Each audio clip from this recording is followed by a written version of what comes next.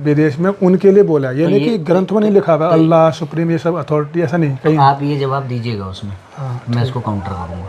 मेरे पास कुछ है चीज़ें, मैं काउंटर करूँगा। नहीं, फिर भी आप बता दो क्या काउंटर करो, ताकि मैं उसके लिए फिर और वो करूँ ना। अरे तो फायदा क्या है फिर? मैनिपुलेटेड नहीं नहीं बिल्कुल नहीं होगा, मैं सोच तो वही आप ऐसे ना होगा, मैं भी तो सोचूँ कुछ, कोई हमें डिफेट ना करना किसी को, हम तो चर्चा कर रहे हैं, इसमें डिफेट करना हमें कोई उद्देश्य है। ऐसे ग्रंथ इस्कॉन द्वारा क्यों प्रकाशित किए जा रहे हैं जिसमें लिखा है कि जो है कृष्ण और अल्लाह एक है? ऐसा तो कहीं नहीं लिखा, जो ऐसा बोल रहा वो गलत है। जो ऐसे इस्कॉन की माने कि आपकी प्रभुपाद जी की मानो ना भाई, इसको हम इस्कॉन से सवाल कर रहे हैं, प्रभुपाद जी ने कहा है कि नहीं कहा, वो हमें मैं तो प्रभुपाद को मानता हूँ, तो प्रभुपाद के ग्रंथों को आप समझिए, हम प्रभुपाद जी को जान रहे हैं इस्कॉन से। इस्कॉन हमें बता रहा है प्रभुपाद जी ने ये कहा था, वो कहा इस्कॉन के जो न्यू फाइट लोग हैं, अगर वो ऐसा बोल रहे तो गलत है, ये मेरा उत्तर है इसमें। तो इस्कॉन उन पे लगाम क्यों नहीं लगा रहा है? ये काउंटर आएगा ना, वो आएगा तब आप उसी में जवाब अब नहीं, मैं ये कह रहा हूँ इस्कॉन का ये जो सिद्धांत है वो गलत है, लेकिन प्रभुपाद जी ने ऐसा नहीं बोला है, हम तो ऐसा बोल रहे हैं। मेरा सवाल तो इस्कॉन से है ना, इस्कॉन ये क्यों कर रहा है प्रभुपाद जी का विरोध? आप मेरे पास आए हो, मैं भी इसी इस्कॉन में हूँ, लेकिन मैं इसको गलत बोल रहा हूँ ना, इस चीज़ को। नहीं तो इस्कॉन तो पेपर में, इस्कॉन उन लोगों अब देखो, अब इसको गलत सिद्ध करवाना आपको, अगर मेरे से उत्तर चाहिए तो मेरा उत्तर है कि वो गलत है, मेरा उत्तर गलत है। अब इसको गलत सिद्ध करना तो फिर इस्कॉन का जो मैनेजर है, मैनेजमेंट जो एरिया है, फिर वहाँ जाके ये पूछ सकते हो आप, क्योंकि वो मैनेजमेंट एरिया शास्त्रीय है, तो मुझसे पूछो। मैं इस्कॉन के साथ नहीं हूँ। हाँ मैं नहीं हूँ, तो वो ऐसे लोगों को क्यों खड़ा कर रहा है मंचों पे? नहीं, इस्कॉन के इसीलिए कह रहा हूँ ये आप रिकॉर्ड होने दो। चलो रिकॉर्डिंग शुरू करो अब आप। तो रामकृष्ण से शुरू करना या शिव जी से, ये तो बात का विषय है, अल्लाह अल्लाह। जैसे आपने कहा कि देवताओं में की जो पूजा करते हैं, तो एक बात देखने में आती है कि शिव जी को भी देवता माना गया है ना? क्या कहते हैं शिव जी की जो, तो वहाँ पर कहा गया, एक तरीके से इसको भी मना किया जाता है कि शिव जी के नाम को जो है कृष्ण के नाम के समान समझने वाले मूर्ख हैं, और ऐसा करना अपराध बताया गया है। तो सबसे पहली बात तो ये है कि इस्कॉन शिव जी को भगवान के रूप में स्वीकार नहीं करता, जबकि हमारे शास्त्र करते हैं। और यदि ये कहा जाए कि कहीं कहीं पे देवता कहा गया है, तो कहीं कहीं पे तो सभी को देवता कहा गया है ना? परंतु उन्हीं शास्त्रों में जिनमें इनको देवता कहा गया है, वो कार्य कारण के भेद से कहा गया है ना? कारण के रूप में वो कारण ब्रह्म हैं, और कार्य करने वाले के रूप में वो देवता हैं, कि फलाना डिपार्टमेंट में वो दिखाई दे रहे हैं किसी एक रूप में। तो इस बारे में इस्कॉन का क्या पक्ष है? क्या इस्कॉन ये मानता है कि शिव की पूजा करने पर भी कृष्ण जैसा कृष्ण का परम धाम प्राप्त हो रहा है, वैसा ही परम धाम प्राप्त हो जाएगा, अथवा नहीं? के विषय में हमारे शास्त्रों ने, हमारे वैष्णव आचार्यों ने, गौड़ीय वैष्णव आचार्यों ने, शिला प्रभुपाद ने बहुत विस्तार से बताया है। दो पक्ष हैं, एक रूप में शिव जी वैष्णव हैं, एक रूप में शिव जी परम भगवान हैं। हमारे शास्त्रों में युगल जोड़ी उपासना का विधान है। कोई चाहे तो राधा कृष्ण की उपासना कर सकता है, कोई चाहे तो सीता राम की उपासना कर सकता है, कोई चाहे तो लक्ष्मी नारायण की उपासना कर सकता है, कोई चाहे तो शिव पार्वती की उपासना कर सकता है। तो ये युगल जोड़ी की उपासना शास्त्रों में दिया गया है। तो जो वैष्णव आचार्य हैं या जो वैष्णव परंपरा है, उन वैष्णव परंपरा में अनन्यता रखते हुए, एक निष्ठता रखते हुए जी, या तो राधा कृष्ण की उपासना की जाती है जी, जो राधा कृष्ण के उपासक हैं, जो सीताराम के उपासक हैं वो सीताराम की उपासना करते हैं। जैसे तुलसीदास जी महान भक्त हुए भगवान राम के, उन्होंने भी रामचरितमानस में और दोहावली इत्यादि ग्रंथों में शिव जी को गुरु रूप में स्वीकार किया है और उनसे भगवान राम की भक्ति को ही मांगा है। तो वैष्णव आचार्यों ने शिव जी को गुरु रूप में, वैष्णव रूप में देखा है। और अगर कोई उनको भगवान के रूप में देख रहा है, कोई भगवान के रूप में उनकी उपासना कर रहा है सदाशिव रूप में, तो ये बिल्कुल शास्त्रीय आधार है, शास्त्र के अनुसार है। और वैष्णव के अनुसार शिव जी भगवान भी हैं एक रूप में, और दूसरे रूप में वो वैष्णव भी हैं। जैसे भागवत इत्यादि में कहा गया कि वैष्णवा नाम यथा शंभु। शास्त्रों में ऐसे वचन भी हैं और दूसरे वचन भी है कि शिव जी स्वयं भगवान हैं। तो दोनों विचार ठीक है। और जो वैष्णव की बात है, क्योंकि वो अनन्यता रखने के लिए वो शिव जी से गुरु भाव में, वैष्णव भाव में क्या करते हैं, आशीर्वाद लेते हैं। जैसे हम लोग हमारे संप्रदाय के एक महान आचार्य हुए हैं सनातन गोस्वामी जी, उन्होंने शिव जी को गुरु रूप में माना है। श्री धाम वृंदावन में गोवर्धन के तट पर चकलेश्वर महादेव के पास रहकर वो हरि नाम लेते थे जी। तो उनको वहाँ मच्छर काटने लगे, तो उस स्थान को छोड़कर वो कहीं और जाने लगे। तो रात्रि में शिव जी उनके सपने में प्रकट हुए, बोले सनातन तुम इस स्थान को छोड़कर मत जाओ जी। मैं तुम्हारा संग चाहता हूँ, कल से तुम्हें यहाँ मच्छर नहीं लगेंगे। तो शिव जी के साथ ऐसा संबंध रहा है हमारे वैष्णव आचार्यों का, तो उनने वैष्णव रूप में देखा है। और जो वैष्णव नहीं हैं वो अगर साक्षात भगवान के रूप में उनकी उपासना कर रहे हैं वो निश्चित रूप से मुक्त होंगे। जैसा कि सनातन गोस्वामी जी ही बृहद भागवतामृत में कह रहे हैं कि कृष्णा विचस्य भेदक्षा महादोषकारी मता आगो भगवता स्वामिन क्षम्यते न शिवकृतम। भगवान श्री कृष्ण से श्री शिव को पृथक देखना भी महादोष है, ऐसा बोल रहे हैं सनातन गोस्वामी जी बृहद भागवतामृत में। और जहाँ तक कई लोग कहते हैं कि शिव की भक्ति करने से मुक्त नहीं होंगे, उनके लिए भी सनातन गोस्वामी जी बृहद भागवतामृत में कह रहे हैं अहो सर्वो अपि ते मुक्ताः शिवलोक निवासिनः मुक्तश्च कृपया कृष्ण भक्ताश्च कति ना भवन। श्रीपाद सनातन गोस्वामी कह रहे हैं कि जो शिवलोक में वास करते हैं वे सभी मुक्त हैं। शिव की कृपा से न जाने कितने जीव मुक्त हो गए और कितनों को कृष्ण भक्ति प्राप्त हो गई, ऐसा सनातन गोस्वामी जी वर्णन कर रहे हैं। तो हो शिव जी कौन है? भगवान भी हैं सदाशिव रूप में और वैष्णव भी हैं, क्योंकि शिव जी अपने एक स्वरूप में वैष्णव, जैसे हनुमान जी हैं वो भक्त रूप में हैं तो भगवान की उपासना सिखाते हैं जी। तो शिव जी क्या है? महाजन है। 12 महाजनों में शिव जी का नाम भी आता है। शंभु नारद स्वयं, शंभु कुमारो कपिलो मनु प्रहलादो जनको भीष्मो बलिर वया सखिर वयम। जो 12 महाजन हैं उसमें शिव जी भी हैं। शिव जी ने भी एक परंपरा शुरू की है। और किसकी परंपरा शुरू की? भगवान राम की भक्ति की, भगवान कृष्ण की भक्ति की। इसलिए तो तुलसीदास जी कहते हैं कि महामंत्र जयी जपत महेशु काशी मुक्ति हेतु उपदेशु। तो राम का नाम शिव जी लेते हैं जी। तो इसीलिए इसमें कोई संशय नहीं है। अगर कोई शिव पार्वती की उपासना करता है वो शिवलोक जाएगा और मुक्त होगा। परव्योम, बिरजा नदी के उस पार है शिवलोक, जहाँ से कभी उसको लौट के नहीं आना पड़ेगा। मतलब शिवलोक भी परम धाम है। परम धाम है, बिल्कुल परम धाम है। जो आपने अभी यहाँ पे वर्ष कोट किया है ना गोस्वामी जी का, हाँ, तो उसमें क्या है कि जो इस्कॉन वाले लोग हैं, कई ऐसे दुष्प्रचारक भी मैं कहूँगा, आप सज्जन हैं जो आप साफ साफ बात बता रहे हैं कि नहीं भाई, जो क्या कहते हैं कि शिव की भक्ति से भी मुक्ति प्राप्त होगी, उसके संबंध में आप सनातन गोस्वामी जी का आप कोट कर रहे हैं। मगर वो इसका अर्थ ये लेते हैं कि भाई वहाँ जाकर, जैसे आपने जो पढ़ा है ना कि मुक्त, वहाँ से वो मुक्त होने के लिए वहाँ जाएंगे, तो वो लोग परम धाम ना मान करके, जैसे इसमें भी आया ना कि वो लोग वहाँ नहीं जाएंगे। नहीं, इसमें ऐसा नहीं आया है। इसमें कहा कि शिवलोक में वास करते हैं वो सभी मुक्त हैं। क्यों? आगे क्या लिखा है? शिव की कृपा से यहाँ के जो जीव हैं कई मुक्त हो गए, कई को कृष्ण भक्ति मिल गई, ऐसा लिखा हुआ है। मतलब कृष्ण भक्ति यहाँ के अगली लोगों स्टेज है ना? नहीं, यहाँ के लोगों को, वहाँ तो मुक्त हैं शिवलोक में। जो शिव जी के अनन्य भक्त हैं वो शिव धाम में है। वहाँ पे दो बातें हो रही हैं। एक वो कह रहे हैं वो शिव धाम में मुक्त हैं, क्यों है? तो वहाँ आशय ये निकल मुझे लग रहा है शायद आप इसको समझ नहीं पाए होंगे। मैं एक प्रश्न पूछ लूँ।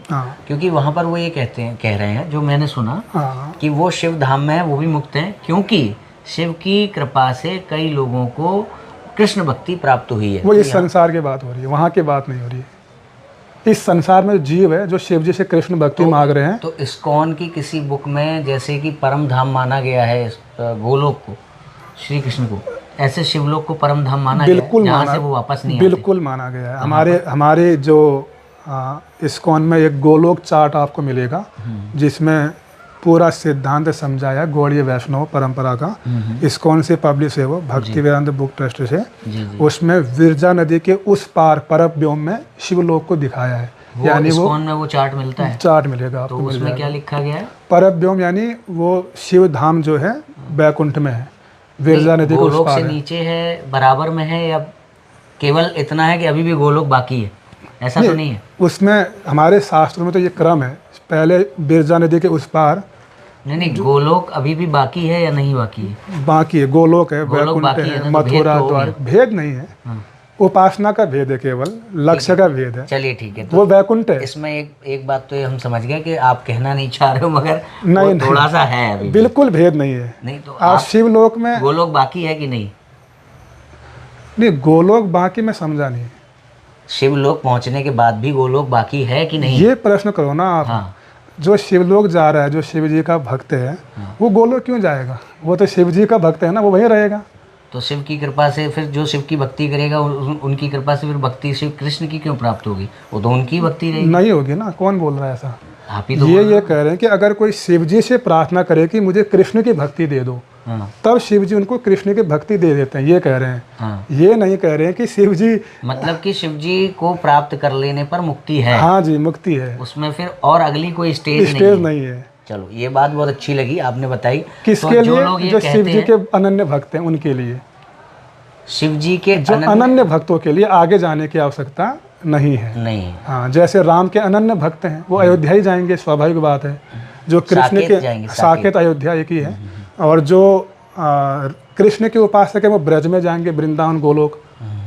तो स्वाभाविक है, जो जिसका भक्त होगा वो उसी धाम में जाएगा, उसके लिए वो सर्वस्व है। तो शिव जी की भक्ति करने पर भी मुक्ति है। मुक्ति है, निश्चित है। तो इस्कॉन के जो भक्त है, जो आजकल काफ़ी सोशल मीडिया इत्यादि पर जो फेमस हो रहे हैं, और वो लोग कहते हैं कि नहीं, शिव जी की भक्ति करने पर आपको मोक्ष उनका ज्ञान मिलेगा। अधूरा हो सकता है, उनको ज़रूरत है कि शास्त्रों को पढ़ें।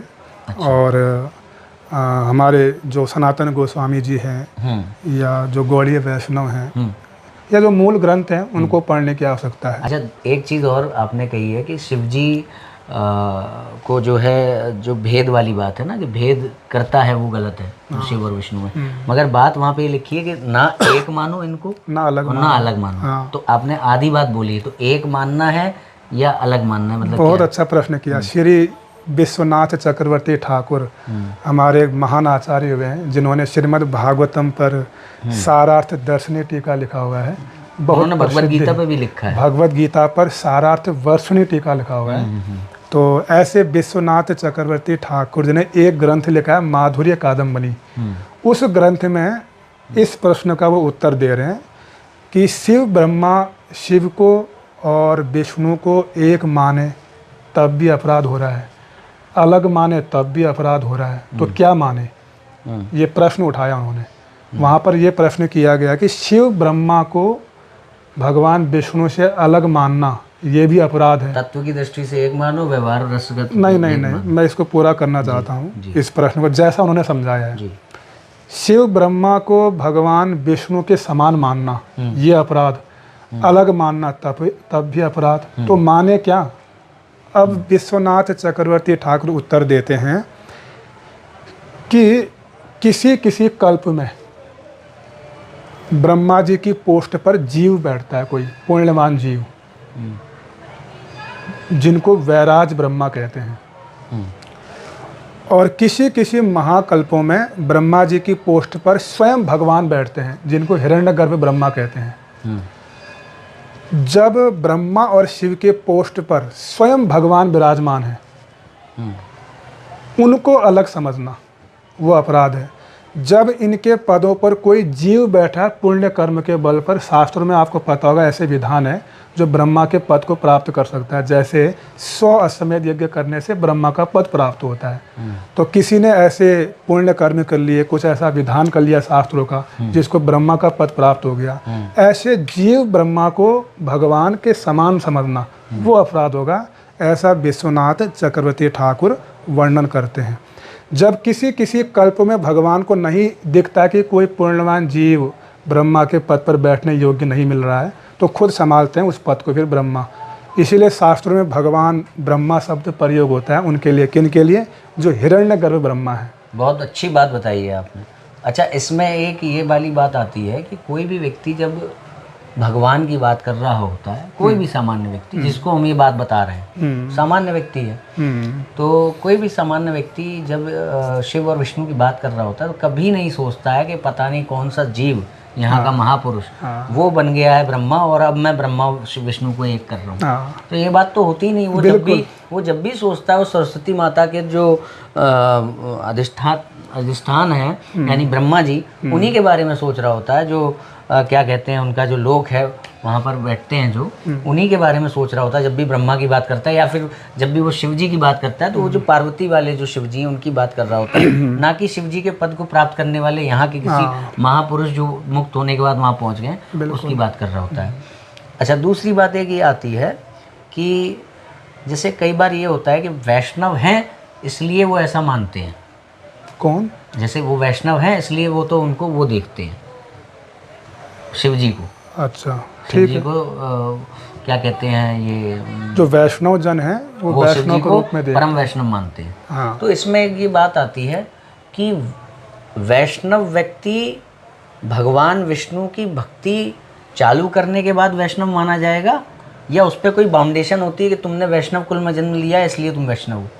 जो भगवान विष्णु का उपासक है, यानी जब उसने उपासना शुरू कर दी, तब वैष्णव, उपासना जब उसने स्वीकार कर ली, तब वैष्णव है कहा ना। जाएगा। उससे पहले तो उस पर वैष्णवता का वो नहीं थोप सकते हैं कि तुम वैष्णव हो इसलिए तुम्हें ये करना है। नहीं। तो फिर जो हमारी शिक्षा होनी चाहिए वो तो स्वतंत्र रूप से होनी चाहिए ना। हाँ। कि भाई शिव और विष्णु शिव जी भी जो है भगवान ही है, वो यहाँ रोल निभा रहे हैं दास का।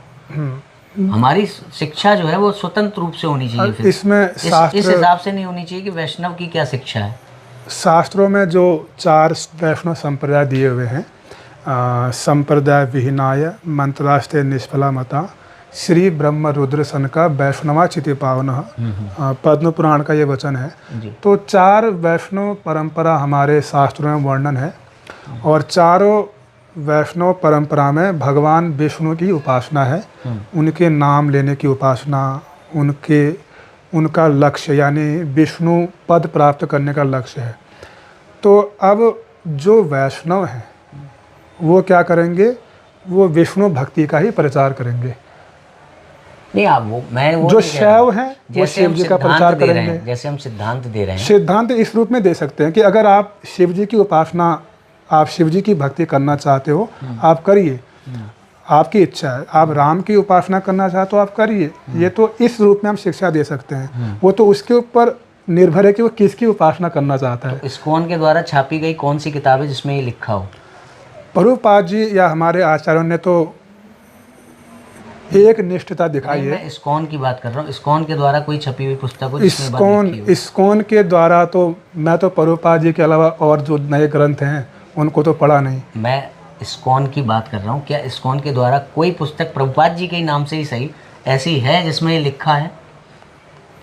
इसकी जानकारी मुझे नहीं है, क्योंकि अच्छा। प्रभुपाद जी के ग्रंथ के अलावा मैंने इस्कॉन में जो नए ग्रंथ छपे हैं उनका अध्ययन मैंने तो प्रभुपाद जी का कोई ग्रंथ है जिसमें ये लिखा हो जो इस्कॉन से प्राप्त है? बिल्कुल भगवत गीता में उन्होंने बोला है, भागवतम में बोला है, चैतन्य चरितामृत में बोला है। वो मैं अभी मुझे इसका स्मरण नहीं है, लेकिन प्रभुपाद जी बोले हैं कि राम कृष्ण नरसिंह किसी एक की हम उपासना कर सकते हैं। नहीं, शिव जी की भी कर सकते हैं। शिव जी की भी उपासना कर सकते हैं। सनातन गोस्वामी जी लिखे हुए हैं बृहद भागवतामृत में, हमारे परंपरा के आचार्य हैं। अगर कोई शिव जी को, प्रभुपाद जी ने बोला है, क्योंकि कुछ अंशों में मुझे लगता है कि हमारी जो इस्कॉन या जो हमारा वैष्णव परंपरा है वो अनन्यता दिखाता है। तो हम लोग क्या करते हैं कि अनन्यता दिखाता है वो ठीक है, मगर सिद्धांत तो बताना पड़ेगा ना। हाँ, सिद्धांत बता सकते हैं आप। जैसे हम देखिए, मैं अपनी बात बताऊँ, शंकराचार्य जी का शिष्य हूँ, मुझे क्या बताएंगे? हाँ, 5 रूप एक है। अनन्यता के लिए क्या करिए कि एक को आप ईश्वर के रूप में देखिए, अन्यों को उनके परिकर के रूप में देखिए, अन्यों से उनकी भक्ति मांग लीजिए। हाँ, अन्यों में भी अपने ही भगवान को देखिए कि देखिए यहाँ पर मेरे राम भगवती बन के प्रकट हो गए, यहाँ पे मेरे राम शिवजी बनकर प्रकट हो गए। ये भाव रखिए भगवान के प्रति। तत्वतः सब एक है, है ना, 5 एक है। बिल्कुल। तो ये तो हमें सिखाया गया, अनन्यता की रक्षा भी हो गई कि अपने भगवान को ही सब में देखो। तो ये शिक्षा हमको मिलती है, भगवतपाद आदि शंकराचार्य जी से प्राप्त होती है। मगर जब हम ये कहते हैं ना कि तुम वैष्णव हो इसलिए ऐसा मानो, तो वैष्णव भगवान विष्णु को स्वीकार करने से पहले हो तो ऐसा मानना है, या फिर पहले हमें पूरी शिक्षा प्राप्त करनी, फिर अपना चयन करना है कि हम वैष्णव बनेंगे कि शैव बनेंगे कि राम भक्त बनेंगे कि हनुमान भक्त बनेंगे? तो ये एक दिक्कत आती है। मतलब वैष्णवता को वैष्णव होने से पहले हम किसी पर कैसे थोप सकते हैं? हाँ, थोप नहीं सकते जैसे हैं। सामान्य व्यक्ति आ रहा है, हाँ। अभी ना वो वैष्णव है ना शैव है, हाँ। फिर भी हम कहें नहीं जो है शिव जी को तो भगवान का दास मानो। ऐसा उपदेश नहीं दे सकते हैं किसी सामान्य व्यक्ति को, हाँ, क्योंकि वो बन गया है, अभी तो उसको कुछ ज्ञान ही नहीं है ना। उसने स्वीकार कर लिया है। हाँ। जब वो आपकी परंपरा में दीक्षित हो जाए तब आप कहो कि अब आपका कर्तव्य है इस रूप में ही शिव जी को देखो, बिल्कुल। तब तो ठीक है। मगर स्वतंत्र रूप से जो व्यक्ति है उसको सनातन ज्ञान देने की बजाय किसी देश काल परिस्थिति से प्रभावित ज्ञान देना, ये तो ठीक नहीं है। देखो, अपने और कुछ लोग ऐसा करते हैं। हाँ, अपने संप्रदाय का विचार, उसका प्रचार जी, हर संप्रदाय का एक कर्तव्य है। जैसे रामानुजी वैष्णव का, वो अपने संप्रदाय, अपने उपासना, अपनी पद्धति का प्रचार करेंगे। आदि जगत गुरु शंकराचार्य जी अपने उसका प्रचार करेंगे, सिद्धांतों का, अपने उपासना पद्धति का। तो हर वैष्णव आचार्य की क्या है, प्रचार करने का वो है, अधिकार है। प्रचार करने से अब कोई इसमें बात क्या नहीं। है ना, शुरुआत में पहले तो अपने ही संप्रदाय के विचार बताए जाएंगे। अब व्यक्ति अगर जिज्ञासा करेगा, मान लीजिए वो जिज्ञासा करता है कि मुझे क्या मैं शिव जी की उपासना कर सकता हूँ, हाँ, फिर उसको बता देगा आप कर सकते हो, ये आपकी इच्छा है, आप देखो ये हमारे वैष्णव संप्रदाय हैं। मतलब कहना और ये चाहिए कि शास्त्र में ऐसा शिव जी लिखा है। और विष्णु जी में भेद बुद्धि ना रखना, हाँ। या ये कहना चाहिए कि शिव जी और विष्णु जी में भेद बुद्धि रखना ये ये अपराध है। सनातन सिद्धांत नहीं है। नहीं, ये बिल्कुल अपराध और ये हम तब कर रहे हैं जब कोई वैष्णव बन गया है। वैष्णव नहीं वैष्णव बना के है। बाद भी हम भेद नहीं रख रहे हैं, केवल हम उनको अरे भगवान, व्यवहारिक रसगत भेद तो कर ही रहे हैं ना। हाँ, व्यवहारिक रस का रसगत भेद तो कर ही रहे हैं ना। तो जो शिव और विष्णु में भेद करना, ये सनातन सिद्धांत नहीं है, पर्टिकुलर देश काल परिस्थिति से प्रभावित वैष्णव संप्रदाय का सिद्धांत है। हाँ, वो जब आपने वैष्णवता हासिल कर ली है, वैष्णव आप हो गए हो, डिसिपल, वो क्या कहते हैं, डिसाइपल कहते हैं, जब आप डिसाइपल हो गए तब जो है आप उस चीज़ को ग्रहण करो, वरना आप सनातन सिद्धांत लो। तो सनातन सिद्धांत यही है कि आप राधा कृष्ण की उपासना करना चाहते हो करो जी, आप सीताराम की उपासना करना चाहते हो करो जी, आप लक्ष्मी नारायण की उपासना करना चाहते हो करो आप शिव पार्वती की उपासना करना चाहते हो करो। अरे सनातन सिद्धांत तो और भी है, भगवान कहते हैं गीता में, यान्ति देवव्रता देवानी पितृन्यान्ति पितृव्रता।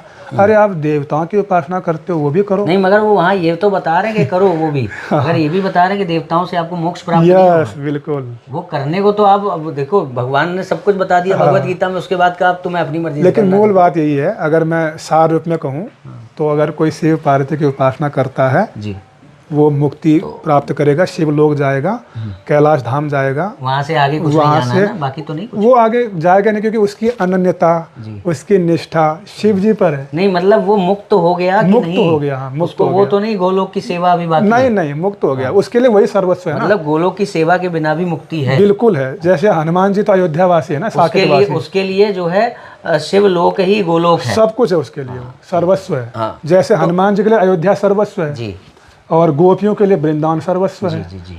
और गरुड़ जी के लिए इसमें- वैकुंठ इसमें सर्वस्व एक है। ड्रॉबैक रह गया कि इस्कॉन के द्वारा कौन सी किताब ऐसी है, प्रभुपाद जी की कौन सी चीज़ ऐसी है जिसमें उन्होंने कहा है कि शिव जी को भी मान सकते हो, शिव जी के द्वारा मुक्ति होगी, ये कहीं स्वीकार किया हो? ये नहीं। हाँ, दूसरी बात आपने कहा कि सब नहीं, मुझे अभी आपने बताया मैं नहीं। आपको प्रमाण दूंगा, अभी मुझे स्मरण नहीं है। तो ये आप लोग ध्यान रखिएगा कि भैया जो है प्रभु जी हमें वो प्रमाण देंगे और हम उसको यहाँ पे लगा इस वीडियो में। हाँ, आपको मैंने सनातन गोस्वामी का तो प्रमाण दे दिया, जो हमारे परंपरा के आचार्य हैं। वो बाकी कई मामलों में इस्कॉन और गौड़िया में, ये भी गौड़िया वो वैष्णव अलग में विषय है, वो थोड़ा सा आप भेद है। तो और दूसरी बात थोड़ा सा तो प्रभुपाद जी कहाँ पर ये बोले हैं, मैं उसका प्रमाण वो आपको आप भेज देंगे दूंगा। तो उससे थोड़ा मैच हो जाएगा, क्योंकि इसके क्या है ना, दोहरे अर्थ निकल रहे हैं। हाँ। दोहरे अर्थ में दूसरा वाला व्यक्ति जो है, नहीं, सनातन गोस्वामी तो हमारे परंपरा के हैं, जीव गोस्वामी हमारे परंपरा के हैं, प्रभुपाद जी की परंपरा के हैं ना वो भी। कहते हो कि हम गौड़िया वैष्णव हैं, मगर कई गौड़िया वैष्णव ऐसे हैं जो कहते हैं कि इस्कॉन हमसे नहीं भाई। मैंने कभी नहीं सुना ऐसा आज तक। गौड़ीय वैष्णव हमारे हमसे बहुत परिचित हैं, कई लोग हैं। नहीं तो परिचित हमसे भी हैं। हाँ, मना इसीलिए करते हैं। गौड़ीय खैर मैं उस पे नहीं आना चाह रहा। हमारा जो इस्कॉन संस्था मैं ये है वो गौड़ीय मठ से प्रकट विषयांतर हुआ हो है। जाएगा। हाँ, क्या है कि जैसे गौड़िया मठ की बात तो ऐसे सुनने में आई थी कि गौड़िया वैष्णव संप्रदाय से मिलती जुलती एक संस्था डाली गई थी, गौड़िया वैष्णव मठ। गौड़ीय ऐसा मठ कुछ है जो तो सुनने में। गौड़ीय मठ की स्थापना शिला प्रभुपाद जी मतलब के वो जो इसलिए डाला गया था कि लोग ये सोचना भूल जाएं कि प्रामाणिक है कि नहीं। समझ रहे हैं? गौड़िया वैष्णव परंपरा है और गौड़िया वैष्णव मठ एक संस्था डाल दी गई।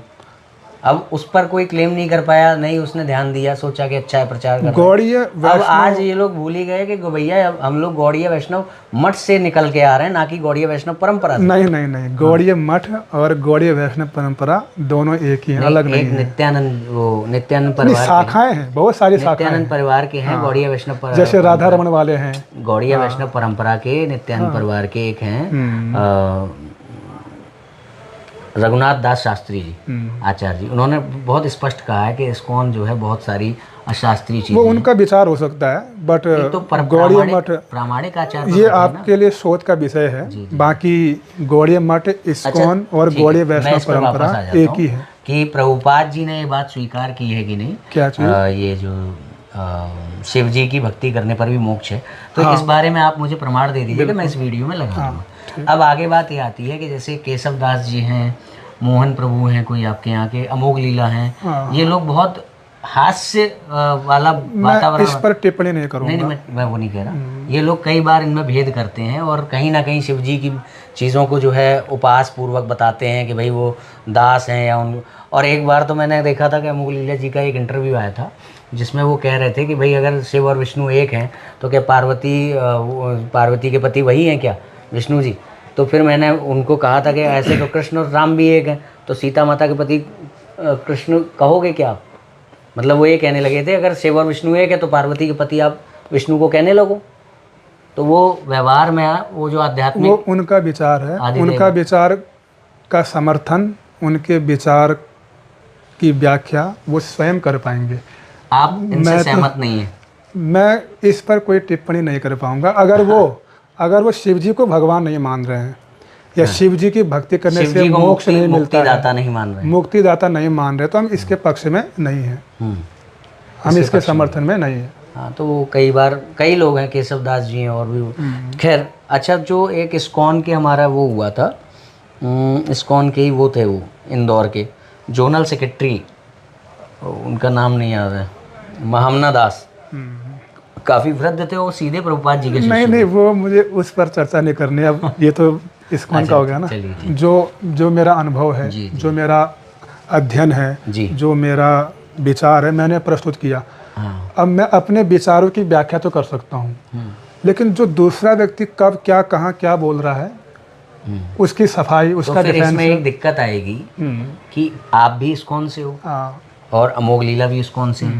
मान लीजिए वो कह रहे हैं ए, आप कह रहे हो बी। मैंने सुना नहीं ना, क्लियर नहीं सुना, उनके लेक्चरों को मैं सुन नहीं पाता हूँ, तो मैं आपको बता रहा हूँ ना कि वो ऐसा कह रहे हैं। अब कैसे कह रहे हैं, क्या कह रहे हैं, कब कह रहे हैं, किस तो आप इसलिए हाँ, मैं अगर एक सिद्धांत बोलूँ, शिव जी को अगर वो मुक्तिदाता नहीं मानते हैं तो मैं उसका समर्थन नहीं करता हूँ। तो दिक्कत ये है कि देखिए, शिव जी को अगर वैष्णव मान रहे हैं एक पक्ष में, वो तो ठीक है, वो अच्छा है। हाँ, लेकिन मुक्तिदाता नहीं मान रहे हैं। हाँ, वो कह रहे हैं कि शिव जी की पूजा करने से मुक्ति प्राप्त नहीं होगी, वो मैं उसका समर्थन इस विचार में नहीं करता हूँ। तो फिर इसमें एक दिक्कत आती है कि इस्कॉन से ही वो भी हैं और इस्कॉन से ही आप भी हो। इस्कॉन के ही प्रभुपाद जी की परंपरा के ब्रह्मचारी वो भी हैं, इस्कॉन के ही प्रभुपाद जी की परंपरा के ब्रह्मचारी आप भी हैं। तो दोनों में से किसकी बात को मान लिया जाए कि इस्कॉन ये मानता है कि ये मानता है? क्या कहता है इस्कॉन, कैसे माना जाए? जो प्रभुपाद जी बोलते हैं, जो हमारे गौड़ीय वैष्णव बोलते हैं, वो हमको मानना है। तो प्रभुपाद जी तो अभी नहीं है ना यहाँ पे बताने के लिए, उनके ग्रंथों में है, तो उनके ग्रंथों के आधार पर ही वो कुछ बोल रहे हैं ना। प्रमाण, अगर वो ऐसा बोल रहे हैं तो कुछ प्रमाण दें तब हम माने, तो या हमारे गौड़ीय आचार्यों के ग्रंथों से या प्रभुपाद के ग्रंथों से कुछ ऐसे प्रमाण दे तो मान लेंगे। किसी चीज़ के ना होने का प्रमाण नहीं आवश्यक होता है, किसी चीज़ के होने का प्रमाण आवश्यक होता है।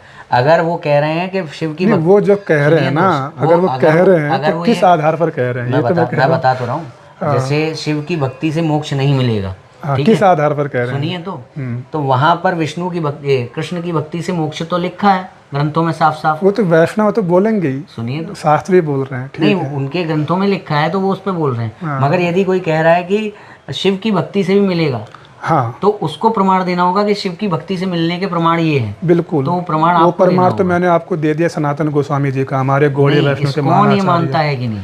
इस्कॉन मतलब प्रभुपाद जी। हाँ, मैं तो प्रभुपाद जी को मानता हूँ। इस्कॉन को नहीं मानते? नहीं, इस्कॉन के फाउंडर आचार्य प्रभुपाद जी है ना। नहीं, तो भाई हमें क्या अब पता कि इस्कॉन का कोई व्यक्ति विशेष क्या भाई, बोल रहा है वो सुनिए, मेरे प्रमाण सुनिए, नहीं है। सुनिए, इस्कॉन के द्वारा ही हम प्रभुपाद जी को जान रहे हैं ना। हाँ। इस्कॉन की किताबों के द्वारा ही हम उनको जान रहे हैं बिल्कुल। ना, इस्कॉन आपको प्रोवाइड करा रहा है ना। बिल्कुल। तो इस्कॉन मानता है कि नहीं, ये आपको बताना पड़ेगा। हाँ, क्योंकि देखो, इस्कॉन के माध्यम से हम प्रभुपाद जी को जान रहे हैं। बिल्कुल इस्कॉन के कोई व्यक्ति विशेष अगर अपूर्ण अध्ययन किया हो या कुछ ऐसे बोल रहे हैं तो उसका मैं वो समर्थन मैं नहीं नहीं कह रहा। करता हूँ। आपको वो प्रमाण देना होगा ना कि इस्कॉन यहाँ पे क्लेम कर रहा है कि शिव की भक्ति से भी मुक्ति मिलेगी।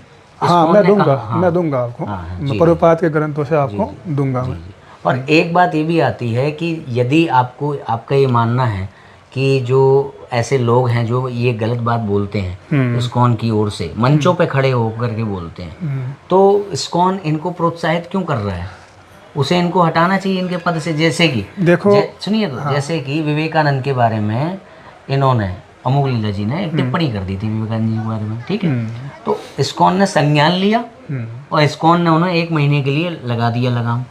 अब इस इन्होंने अमोघ लीला ने आदि शंकराचार्य जी की मरती हुई माँ पर एक्टिंग की, ठीक है। और वो एक्टिंग कर करके बता रहे हैं कि शंकर तू आ गया, शंकर तू मुझे वो, भगवान के स्वरूप का वर्णन कर दे। तो पहले वो मजाक बना रहे हैं, हंस रहे हैं, वहाँ लोग बैठ के ठाके लगा रहे हैं। नहीं, मेरा विषय वो नहीं है अमोघ लीला प्रभु या कोई और। नहीं, देखिए मेरा विषय ये है कि इस्कॉन क्या सही चीज़ें फैला रहा है कि नहीं फैला रहा है। अब वो प्रभुपाद जी की सही चीज़ें हैं कि नहीं है, वो डजंट मैटर मेरे लिए। मैं ये कह रहा हूँ कि क्या इस्कॉन शास्त्रोक्त है, सनातन धर्म फैला रहा है, कुछ और फैला रहा है। अधिकतर लोग इस्कॉन के जो अनुयायी हैं वो सनातन धर्म का ही वास्तविक प्रचार कर रहे हैं। अधिकतर लोग, कुछ अपवाद हो सकते हैं, कुछ ऐसे लोग हो सकते हैं जो जिनका अपूर्ण ज्ञान हो, जो कर रहे हैं उस पर इस्कॉन संज्ञान क्यों नहीं ले रहा है? वो तो मैनेजमेंट का विषय है, वो मेरा विषय तो नहीं है। यदि नहीं ले रहा है तो उतने अंश में तो फिर वो गलत कर रहा है ना। हाँ, गलत है। अगर कोई गलत प्रचार कर रहा है, कोई गलत फिलोसफी बोल रहा है, अगर उस पर कोई संज्ञान नहीं ले रहा है तो गलत है, वो तो है ही। तो इस्कॉन को ऐसा नहीं करना चाहिए। ये चीज़ें आपको समझ में आ रही होंगी। खैर, श्रीमद् भागवतम में स्पष्ट रूप से लिखा है कि जो लोग शिव के नाम को भगवान श्री कृष्ण के नाम के समान समझते हैं वो लोग मूर्ख हैं, और वो लोग ऐसा करना 10 अपराधों में से एक अपराध है। ऐसा तो क्या ये लाइन गलत है? ये तो मैंने आपको समझा दिया विश्वनाथ चौधरी ठाकुर जी के माध्यम से। हाँ, जो 10 नामा अपराध है, पद्म पुराण में इसका वर्णन है, उसी की तो व्याख्या हमने पहले की है ना। वो जो जीव अगर शिव के रूप में है, अगर उस पोस्ट में है। मगर आपके यहाँ तो कहा जाता है कोई भी जीव ब्रह्मा बन सकता है मगर शिव नहीं बन सकता। बट विश्वनाथ चौधरी ठाकुर ऐसा वर्णन किए हैं। नहीं, आपके यहाँ ये कहा जाता है, गलत कहा जाता है कि सही? हमारे यहाँ ऐसा मैंने सुना नहीं अभी तक, ऐसा नहीं। कोई जो आपके यहाँ के प्रामाणिक लोग हैं, जो अगर जो कह रहे हैं वो गलत होंगे इस मामले में, क्योंकि विश्वनाथ चक्रवर्ती ठाकुर जो बता रहे हैं, आपको नहीं मैंने लगता आपको कि आप बताया। ऐसी संस्था का साथ दे रहे हो जो कई गलत लोगों का साथ दे रही है, नहीं, अपने मंदिरों का अध्यक्ष बना करके बिठा रही है? देखो, मेरा वो विषय नहीं है कोई कौन क्या कर रहा है। इस्कॉन में बहुत सारे अच्छे प्रचारक भी हैं, अच्छे सिद्धांत जानने वाले हैं, इस्कॉन के बाहर भी तो है भाई साहब, और अच्छा बोलने वाले हैं। हम भी इस्कॉन में, तो मुझे लगता है कि शायद आप भी मेरी बातों से सहमत हो ही रहे होंगे कुछ बहुत। जी। तो नहीं, मेरा कहने का मतलब है कि फिर इस्कॉन ही क्यों?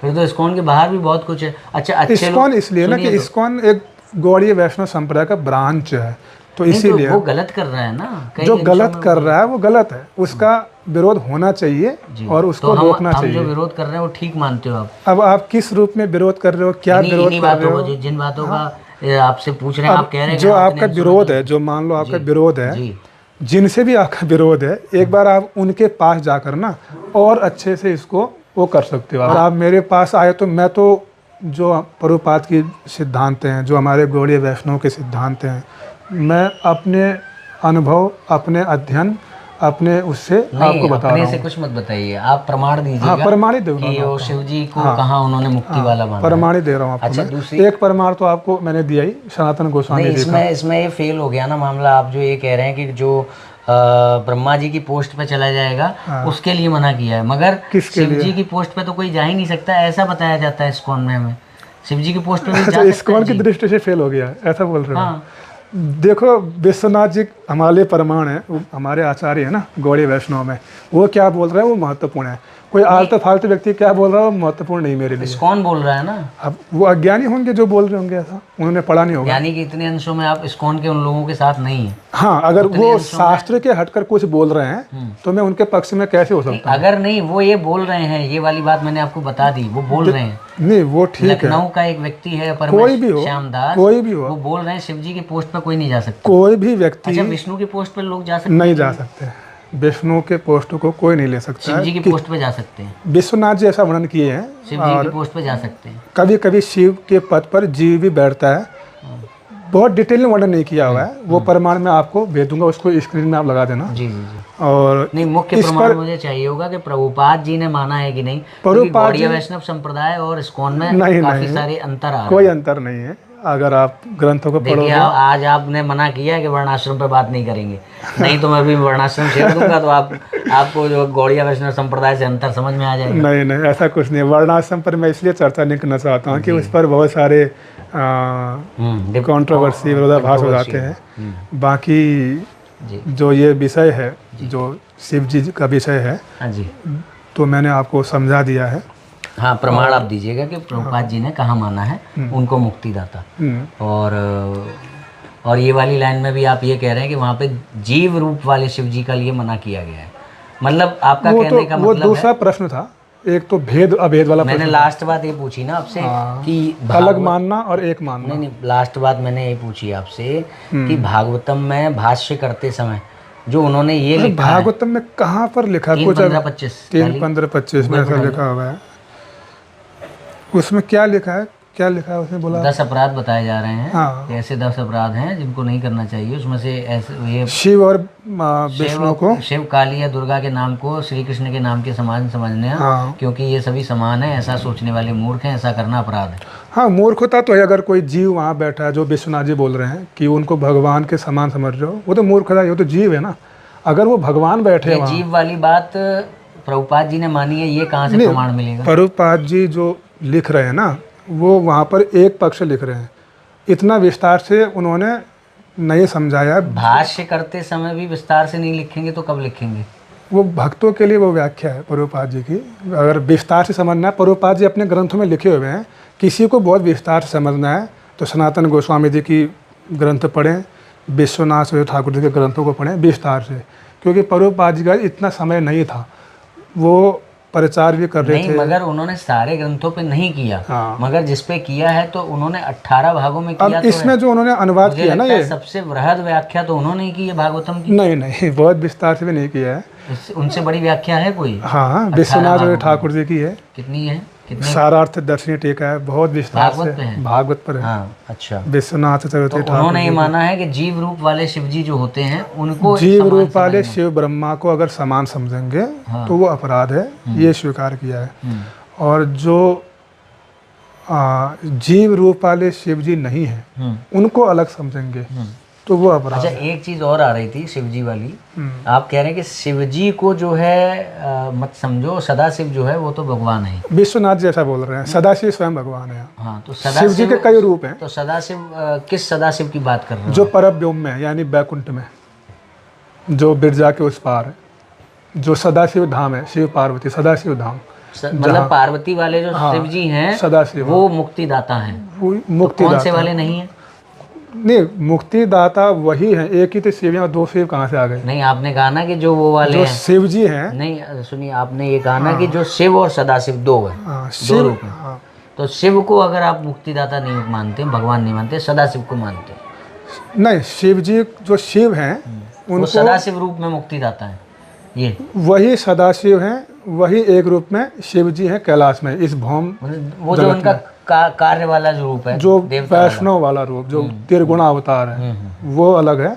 जो परब्योम में सदाशिव है, शिव पार्वती, उस रूप में वो भगवान है, साक्षात भगवान है। उनको अलग समझना वो अपराध है, वो साक्षात भगवान है। तो ठीक है, तो वो आप प्रमाण में दीजिएगा। और मैं चाहूँगा कि इस बारे में भी खुल के सामने चीज़ें आनी चाहिए कि प्रभुपाद जी अगर ये कह रहे हैं कि भैया शिव दुर्गा काली के नाम को कृष्ण के नाम के समान समझना मूर्खता है, पाप है। पाप नहीं, मूर्खता है, पाप नहीं। पाप मैं कह रहा हूँ कि अपराध तो बोला गया, पाप नहीं बोला गया, तो अपराध तो बोला गया। किस चीज़ को? कि शिव दुर्गा काली इनके नामों को समान समझना अपराध है। ये अपराध है ना, और ऐसा करने वाले मूर्ख हैं। हाँ। तो फिर अब जो नाम है वो तो शिव का ही नाम है ना।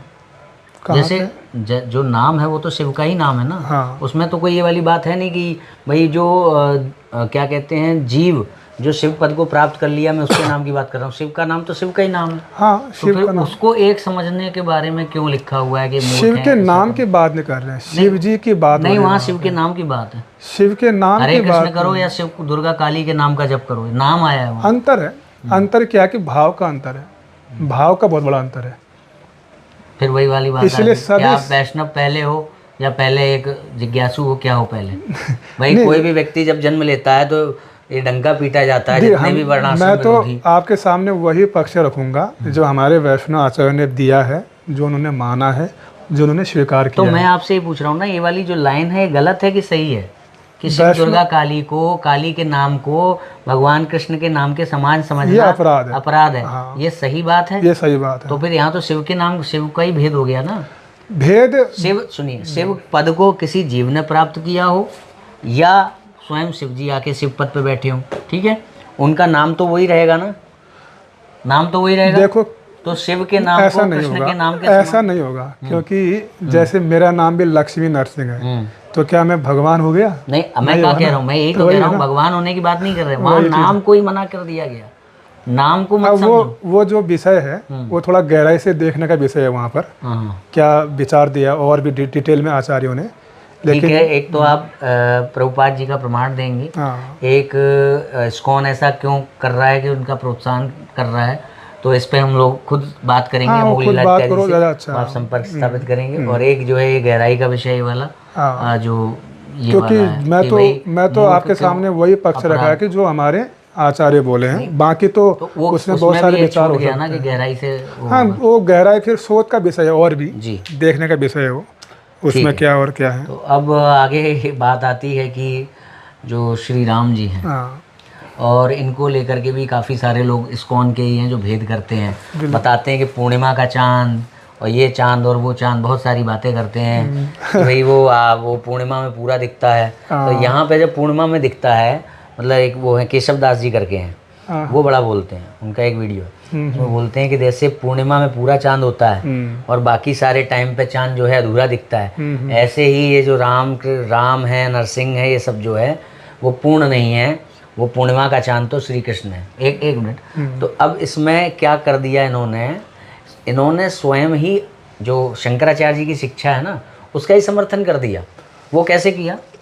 वो ऐसे किया कि चांद तो हमेशा चांद ही था, तुम्हारी दृष्टि भ्रमवश उस चांद को अलग अलग देख रही है, तो भ्रम आ गया।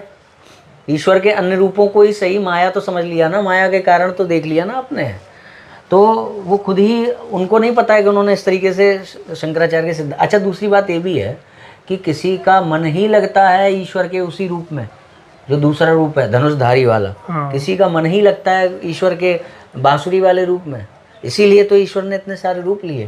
तो फिर भी वो कहते हैं कि नहीं, राम जी वगैरह जो है ये तो एक्सपेंशन है। मैं आपको बता रहा हूँ, लखनऊ के इस्कॉन मंदिर के अध्यक्ष के द्वारा गीता सेशन होता है, हर हफ्ते 500 से 600 लोग, मुझे लगता है अब ज़्यादा जुड़ते होंगे, और वहाँ पर यही शिक्षा दी जा रही है कि राम के नाम का जाप करने पर आपको जो है मुक्ति नहीं मिलेगी। ये बहुत बड़ा अपराध है, बहुत बड़ा अपराध है, मैं समझ आऊँगा आपके पास।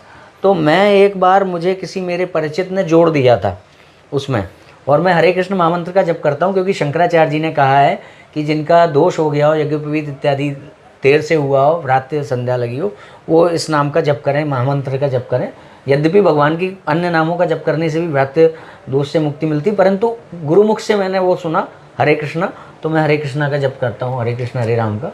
तो मैं कर रहा था, और मेरे किसी परिचय के कारण मैं उसमें गया था, आज से 5-6 साल पहले की बात है।